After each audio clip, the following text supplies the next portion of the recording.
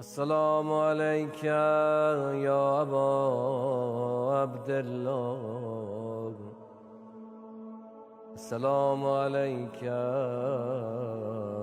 يا ابن رسول الله. السلام عليك. Senin aşıkıyam benim nəm yoxdur. Senin eşqi benim ruhumu cavan eləyir. Senin edasını versəm behişdən namərdə. Benim alemde cananım Hüseyin'dir. Yüreğim dert tapsa çarem Hüseyin'dir. İmamımdır, pənahim, dadi xahim.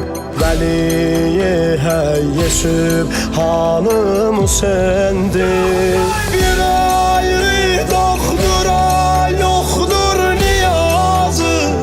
Ne derdim olsa dermanım Hüseyin'dir. Behiş ehli tevallanındır ama benim cennet perizvanım Hüseyin'dir. Dilde diyerdim ey Xuda, ben hala Kerbela'ya hala eşkim olup düşer bela. Ben hala Kerbela hala Ata Abdillah Hüseyin Sarallah. Ata Abdillah Hüseyin Sarallah.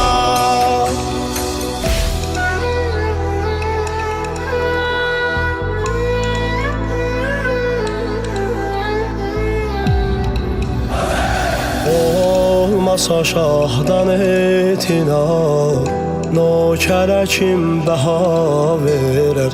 Nokerem o şehide ki eşki dilə səfa verər. Qürbətine fədaya olub hər mərizə şəfa verər.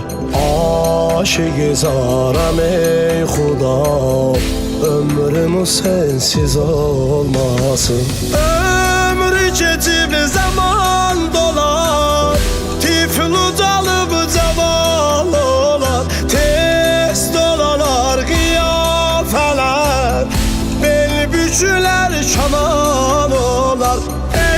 Eşki Hüseyin'di ki fəqət, kalbi de cavidan olar. Sinədədir o kimi yar, ömrüm sensiz olmasın. Dilde diyerdim ey Xuda, ben hala Kerbela'ya hala eşkim olup düşer bela. Ben hala Kerbela hala Ata Abdillah Hüseyin Sarallah. أشهد أن لا إله إلا الله أشهد أن محمدا رسول الله أشهد أن عليا ولي الله السلام عليك يا أبا عبد الله.